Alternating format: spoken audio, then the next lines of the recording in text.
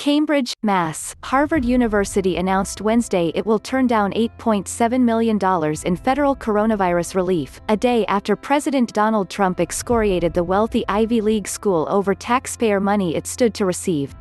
It followed similar actions at Stanford and Princeton universities, which said they will reject millions of dollars in federal funding amid growing scrutiny of wealthy colleges. Officials at Harvard said the school still faces significant financial challenges due to the pandemic but will refuse the money over concerns that intense focus by politicians will undermine the relief program created by Congress. While we understand any reallocation of these resources is a matter for the Department of Education, we hope that special consideration will be given to Massachusetts institutions that are struggling to serve their communities and meet the needs of their students through these difficult and challenging times, Harvard said in a statement. Trump later thanked Harvard and Stanford at a White House press conference, saying he was pleased the schools turned down the funding. "They stopped it," he said. "They're not accepting the money and that's great. So I want to thank Harvard. I want to thank Stanford." Congress is offering $14 billion to the nation's colleges and universities as part of a $2.2 trillion rescue package. Schools were allotted varying sums based on their size and the number of students they teach from poorer backgrounds.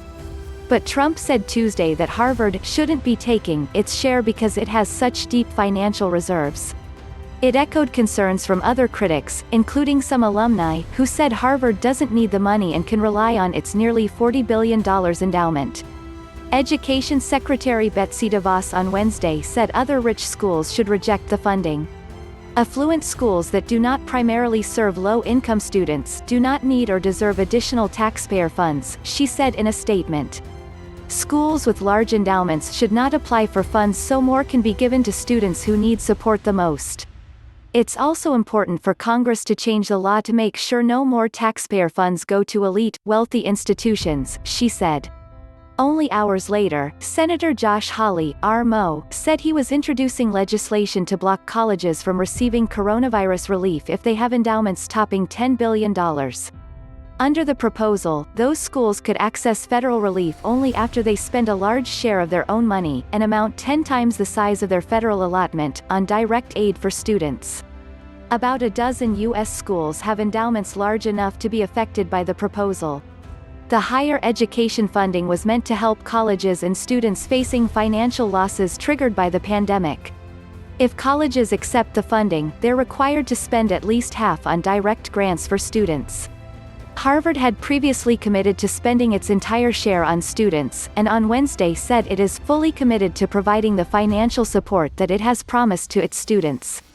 Stanford, which has an endowment of nearly $28 billion, said it told the Education Department on Monday it would refuse $7.4 million allocated in the package. The school said it wanted to free the funding to be directed to smaller colleges that now face an existential threat because of the pandemic. Stanford says it's still fully committed to providing financial relief to students. Officials at Princeton said they will reject $2.4 million in aid, but not because of the pressure from DeVos. The school said it made the decision after the Education Department issued new guidelines forbidding the funding from going to students in the Federal Deferred Action for Childhood Arrivals program for immigrants who were brought to the country illegally. The school, which has a $26 billion endowment, said the rules were inconsistent with Princeton's values. Harvard also said the evolving guidance around the funding factored into its decision. More than 300 colleges were granted larger shares than Harvard, including some that also rank among the nation's wealthiest. The University of Southern California, which had an endowment of $5.7 billion last year, was allotted nearly $20 million. Columbia University, with an endowment of $11 billion, was allotted nearly $13 million.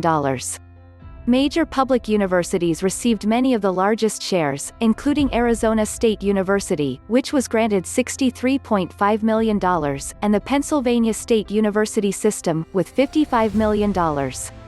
Wealthy colleges are facing new pressure to reject the funding amid a similar outcry over major companies that received emergency aid meant for small businesses. The Shake Shack burger empire said it would return a $10 million loan after facing public anger. But some of the richest colleges still plan to take the funding. Cornell University, with a $7.3 billion endowment, says it plans to accept $12.8 million in relief and use it entirely on student grants.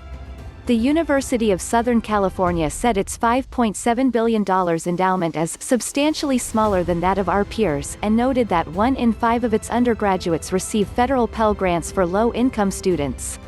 We desperately need these emergency funds and will drive 100% of them toward supporting our students who are experiencing financial hardships, the school said Wednesday. Other affluent universities contacted by the Associated Press, including Duke and Columbia universities, said they have yet to make decisions on the funding. Scores of colleges say they have taken heavy hits as they refund money to students for housing after campuses closed last month. Many more are losing millions in ticket sales after sports seasons were cut short, and some have lost big shares of their endowments amid swings in the stock market. Some colleges have starting to furlough employees to avoid deeper layoffs later, and some small colleges have had to shut down permanently amid financial crisis. Terry Hartle, a senior vice president with the American Council on Education, an association of college presidents, said Congress did not exclude any type of institution when it created the formula used to distribute funding. Instead, lawmakers said all colleges qualified to receive federal education funding were eligible for the relief. All schools means all schools, barber colleges, dance schools, community colleges, publicly traded for-profit schools and elite universities, said Terry Hartle, the group's senior vice president. Congress could have but did not exclude any category of institution.